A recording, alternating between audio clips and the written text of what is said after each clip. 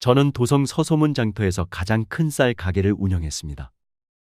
제 나이는 올해 60이었으나 서소문에서 장사를 하기에는 아직도 팔팔했죠. 제가 봐도 정신적으로나 육체적으로나 젊은이들과 비교해봐도 전혀 손색이 없었습니다. 저는 오늘도 서소문에 자리한 쌀 가게를 향해 거주하고 있던 집을 나섰습니다. 저와 함께 일하는 막내딸은 이미 쌀 가게로 도착한 상황이었죠.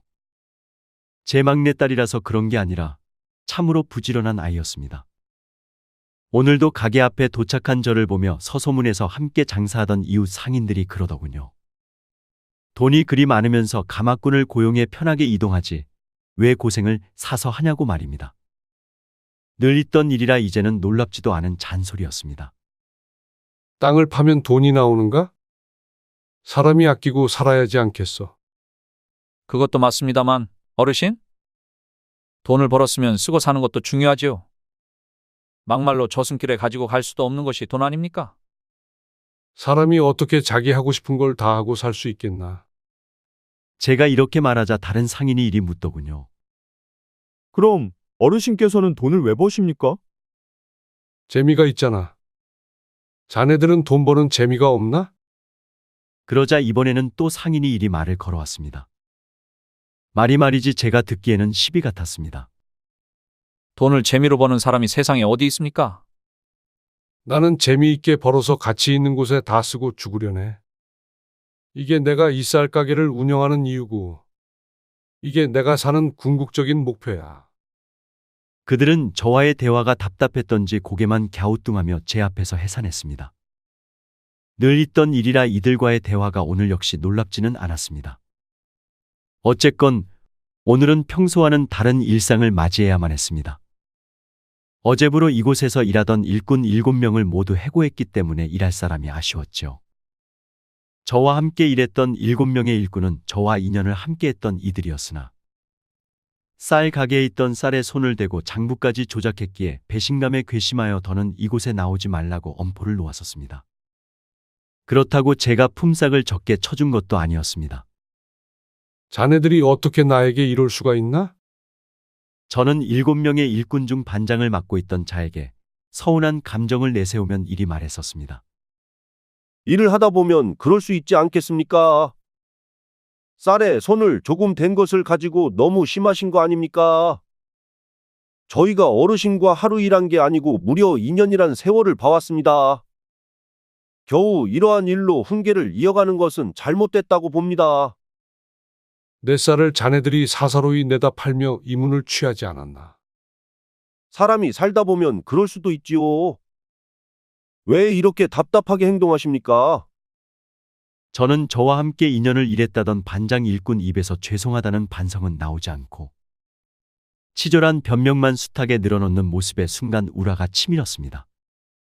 후로 불러들인 6명의 일꾼 모두 숱한 변명만 늘어놓았습니다. 그러니 제가 그들과 함께 일을 이어간다는 건 상상할 수도 없는 잔인한 풍경이었죠. 안 되겠군. 내 나을치 품삯을 더 쳐줄 테니 오늘까지만 일하고 모두 그만두게. 더는 자네들같이 기본도 안 되어 있는 이들과는 일할 수가 없네. 그러자 반장 일꾼이 저를 빤히 보며 이리 묻더군요. 적잖게 놀랐다는 그런 표정이었습니다. 그게 참말이십니까? 내 밑에서 일하고 싶다면 앞으로 쌀에 손 떼지 않고 장부도 조작하지 않을 것이라고 단단히 약속하게. 다시는 그러지 않겠다고 사과하란 말일세. 그러면 내가 이번 일은 조용히 넘어가 주겠네. 저희가 그렇게 큰 잘못했습니까? 그리고 저희 없이 어떻게 도성 전체로 쌀을 배달하시렵니까? 저희를 다 자르고도 이곳이 제대로 돌아갈 것이라 보십니까? 뭐야? 저는 더는 기본도 안 되어 있는 이들과 입을 섞고 싶지 않았습니다. 잘못을 저지르고도 뻔뻔하게 반성도 하지 않은 태도에 질려버렸죠. 저로서도 7명 모두를 자른다는 건 쉽지 않은 일이었으나 이런 자들을 데리고 같은 목표를 향해 나아갈 수는 없지 않겠습니까? 여기까지가 어제 겪었던 일이었습니다. 그러니 오늘은 새로운 일꾼을 한 명이라도 뽑아야만 하는 절박한 상황이었습니다. 저는 이곳 쌀 가게를 12년째 운영하고 있었습니다. 막내딸은 이곳 쌀 가게에서 장부를 기록하고 자금을 관리하는 업무를 도맡고 있었습니다. 저는 좋은 쌀을 가져오고 농민들과 계약을 체결하는 등의 일을 전적으로 도맡았었지요. 어쨌건 저보다 먼저 온 막내딸이 이웃 쌍인들과 대화를 끝내고 이제야 상점 안으로 들어오는 저를 보며 우려 섞인 얼굴을 앞세운 채 이리 말해오더군요. 아버지, 이제 오십니까? 밖에서 이웃 상인들과 입씨름 좀 하느라 늦었구나. 모두 아버지를 질투해 그런 것이니 이해하세요. 불경기의 다른 가게는 요즘 장사가 안 되는데 아버지만 잘 나가니 부러워서 그러는 겁니다. 내가 잘나서 이렇게 된 게 아니잖아. 돈을 쫓아가면 안 된다고 몇 번을 말해. 장사 치는 사람을 쫓아야 한다고 말이야. 알았으니까 노여운 감정은 푸세요. 저들 마음도 이해하셔야죠. 이곳 서소문에서 아무리 잘 나가도 사람은 혼자서 장사 못하는 법입니다. 상생하셔야죠. 아버지도 그 고집 좀 꺾으세요. 저는 막내딸이 틀린 말을 하지 않아 이를 귀담아 들으며 이리 말했습니다. 그나저나 오늘 들어온 배달은 몇 건이냐? 다행인지 모르겠으나 아직은 없습니다. 그럼 새로운 일꾼부터 뽑아야겠구나. 상점 앞에 일꾼을 구한다는 방을 붙이겠습니다.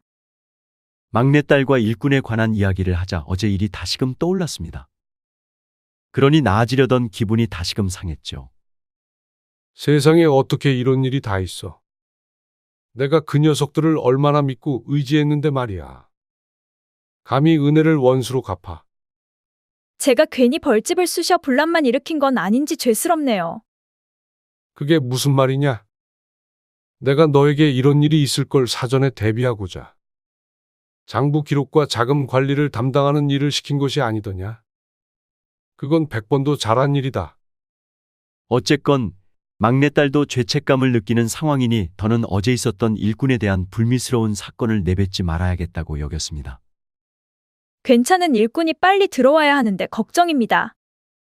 지금 상황에서 배달이 밀려들기라도 하면 모두 거절해야만 하는데요. 그러니 말이다. 모두가 이곳으로 쌀을 사러 올 수 없는 이들이라 손님에게 죄송하구나. 그러니 어서 방을 붙이거라. 예, 아버지. 막내딸이 방을 붙이고 있는데 때마침 어떤 청년이 어슬렁거리며 다가오는 겁니다. 이곳 쌀 가게 앞으로 다가온 청년은 방을 붙이던 제 막내딸에게 이리 말했습니다. 혹시 일꾼을 구하십니까? 예, 그렇습니다만. 이곳에서 일하고 싶습니다. 어떻게 해야만 할까요? 막내딸은 해당 청년을 별로라는 얼굴로 쳐다보았습니다. 삐쩍 마른 몸에 무거운 쌀을 들고 배달이나 나갈 수 있을지 걱정이었죠. 그러함에도 지금 상황이 한 명이라도 아쉬워 어쩔 수 없이 이리 말했습니다. 일을 하시려면 부친께서 허락하셔야만 합니다. 어르신을 뵙고 싶습니다. 그럼 안으로 들어오세요. 아버지? 이곳에서 일하고 싶다는 분이 오셨는데 한번 보시겠어요? 저는 어색한 얼굴로 막내딸 뒤에 서 있던 젊은이를 보았습니다. 젊은이가 이곳에서 일하고 싶다던 장본인인가? 예, 어르신. 신분이 어떻게 되는가? 제가 이리 물었던 이유는 입고 있는 옷이 초라해 평민 같아 보이지는 않았습니다. 제 추측인데 이자는 천민이라 여겼으나 그래도 당사자에게 직접 확인은 해봐야 했습니다. 그는 머뭇거리더니 이내 이렇게 말하더군요. 천민 이호입니다. 미안하네만 나는 천민을 일꾼으로 뽑지는 않는다네. 외람되오나 그 이유를 여쭤봐도 되겠습니까? 이곳에서 쌀을 배달하거나 직접 사러 오는 이들은 대부분이 평민일세. 나는 돈 많은 부자에게는 내 쌀을 팔지 않지. 그저 어렵고 가난한 평민에게만 저렴하게 쌀을 팔고 있다네. 그런데 내가 천민을 일꾼으로 고용한다면 분명 나를 찾는 손님들이 실망할 것이네. 잘 알았습니다. 그럼 만수무강 하십시오. 제가 이렇게 말했음에도 해당 청년은 군말 없이 이곳을 나가더군요. 그런데 그가 이곳을 나가면서 상점 바닥에 떨어져 있던 쓰레기를 주워가는 겁니다. 저는 그 모습을 유심히 보고 있다가 해당 청년의 뒷모습을 보며 이렇게 말했습니다. 잠시만 기다려보게. 해당 젊은이가 걸음을 멈추고서 저를 돌아보며 이리 말했습니다. 왜 그러십니까? 그 쓰레기를 왜 주워가나? 당연한 거 아닙니까? 자네 가게도 아니지 않나? 더욱이 오늘 이곳에서 일을 할 수도 없을 텐데 기분이 나쁘지는 않았는가? 저는 부모님께 남 밑에서 일해도 내 것처럼 일하라고 배웠습니다. 저는 부모님의 유언이 맞다고 믿기에 이를 따를 뿐입니다. 천혜고아로 자랐나? 예?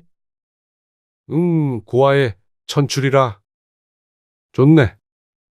내가 자네를 고용하겠네. 지금 당장 일할 수 있겠나? 그게 정말이십니까? 자네의 천한 신분만 보고 사람을 올바르게 보려고 하지 않았네. 그 점은 내가 용서를 구하겠네. 그래, 이름이 어떻게 되는가? 본관은 없고 이름은 봉식이라 하옵니다. 봉식이라. 그렇게 저는 봉식이와 함께 일하게 되었습니다. 일꾼을 더 고용해야 했음에도 성에 차는 이가 없어 1년 동안은 봉식이와만 일했지요. 혼자서 하기에 무리였음에도 봉식이는 묵묵히 3년을 일했습니다. 참으로 시간이 빨리 지나가더군요. 3년 동안 게으름 하나 피우지 않고 열심히 일하는 모습에 저는 감탄을 했습니다. 어느 날은 쌀 가게 앞으로 노파가 찾아와 제게 이러는 겁니다. 여기서 일하는 젊은이가 있지요. 봉식이를 말하나 보군요. 그건 왜 물으십니까? 세상에 그 녀석이 우리 집으로 쌀을 배달해 주는 것도 모자라. 장자까지 패주고 일을 정리하는 게 아닙니까? 내가 역병으로 하나뿐인 아들을 잃고 알아누웠었는데 하루도 빼먹지 않고 제 발로 나를 찾아와 친할미처럼 걱정해 주더이다. 말벗은 물론이고 말입니다. 오, 그렇습니까? 그러니 참으로 일꾼 하나는 잘 두었소. 무조건 붙잡고 있으시오. 관상을 보니 복을 부르는 얼굴이었습니다. 제 귀에 들려오는 봉식이의 미담은 이뿐만이 아니었습니다. 정말 칭찬할 것이 많았죠. 제가 더 뿌듯하기까지 했습니다. 저에게는 아들이 없었는데 정말로 아들 삼고 싶을 정도였습니다. 그러던 어느 날이었습니다. 저는 20 중반이 된 막내딸을 어떻게든 시집 보내야만 했습니다. 그러함에도 막내딸은 저와 함께 있는 게 좋다며 시집갈 생각을 하지 않더군요. 저는 쌀 가게에 손님이 없던 시간에 막내딸과 잠시 진지한 대화를 나누었습니다. 아무래도 시집을 가라고 잔소리를 퍼부어야만 이 아이가 긴장할 것만 같았죠. 이제는 시집 갈 때가 되지 않았어? 언제까지 이 아비 옆에 있을 것이냐? 저는 아버지랑 평생 이곳 쌀가게에서 일하렵니다. 다른 사내에게 시집 가는 건 싫습니다. 그리고 제가 없이 어떻게 장부를 관리하려고 하십니까? 장부 정리는 나도 할 수 있다. 행여나 말이라도 그렇게 내뱉지 말거라. 내가 평생 시집 가지 않고 내 곁에 달라붙어 있을까봐 그게 더 무섭구나. 마음에 둔 사내는 있느냐? 다 별로예요. 내가 외모가 떨어지는 것도 아니고 우리 집안이 돈이 없는 것도 아닌데 시집을 가지 않으니 내가 답답하구나. 상처받기 싫습니다. 저는 막내딸이 말하는 상처라는 게 무슨 의미인지 몰라 이리 중얼거렸습니다. 상처? 사내들은 기생이나 끼고 놀고 혼인해도 다른 여인에게 눈길 주잖아요. 사람은 살아가면서 언젠가 한 번은 시련을 겪는단다. 그렇다고 그게 무서워 아무것도 하지 않으면 인생은 변하지 않아.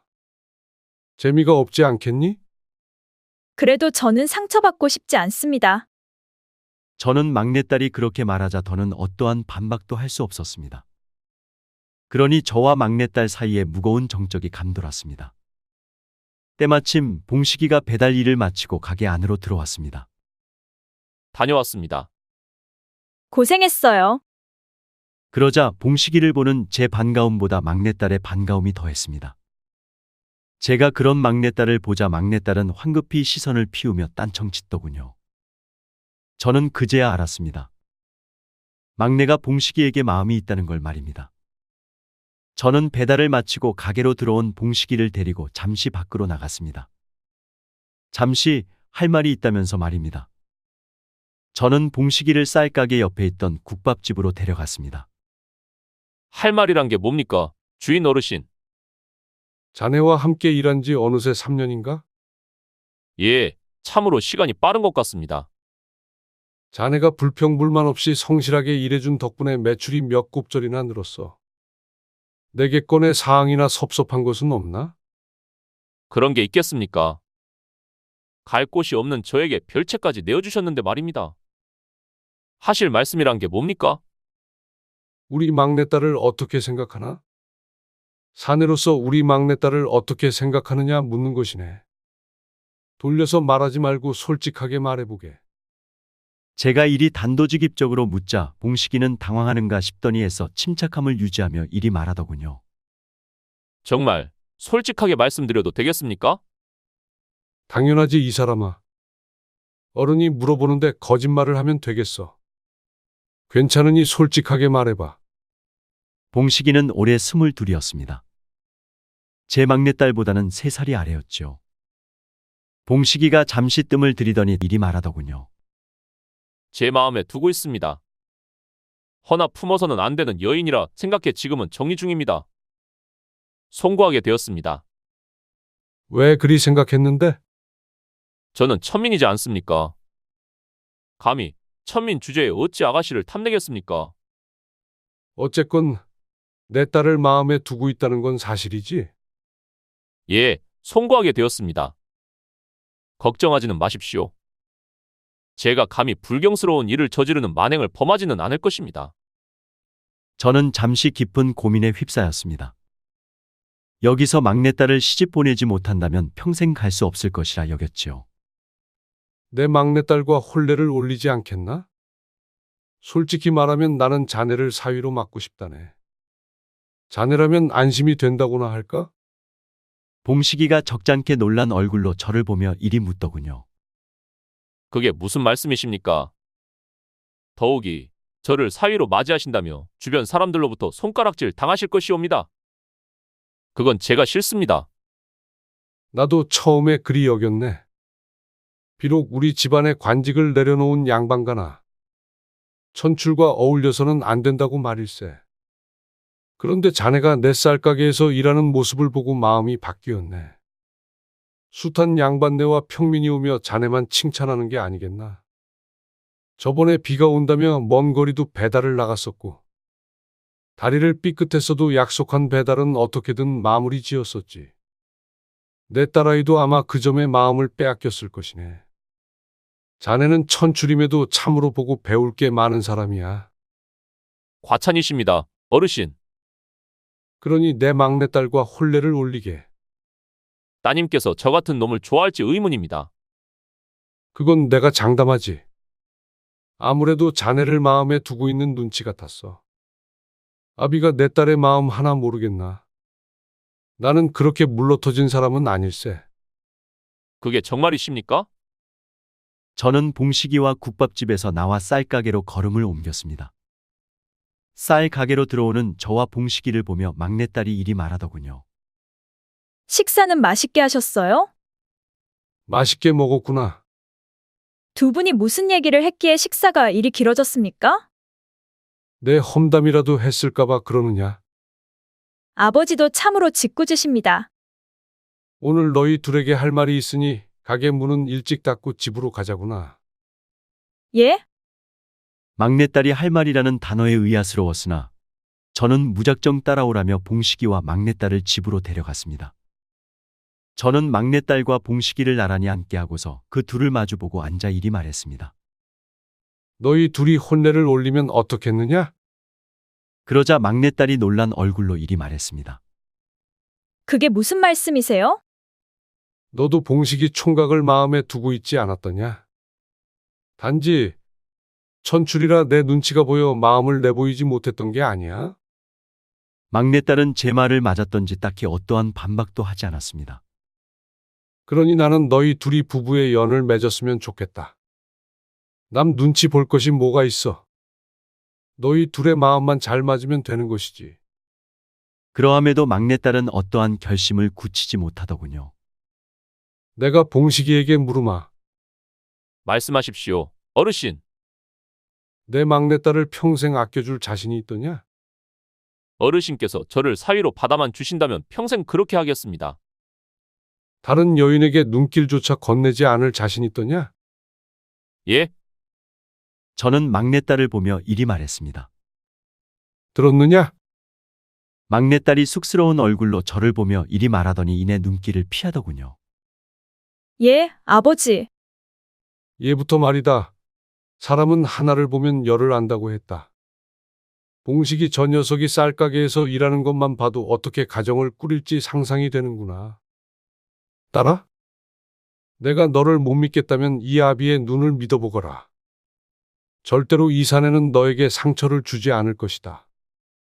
그럼 아버지 말대로 따르겠습니다. 후로 둘은 백년가약을 맺었고 서소문에서 저와 함께 쌀 가게를 운영하며 금실 좋은 부부가 되었습니다. 우리가 혼례를 올릴 때 신부는 기본적으로 살피지요. 신분 물론 중요하지요. 하지만 사내나 여인이나 혼례를 올릴 때 가장 중요한 것은 그 사람의 배경을 볼 게 아니라 사람 그 자체의 됨됨이를 보라는 겁니다.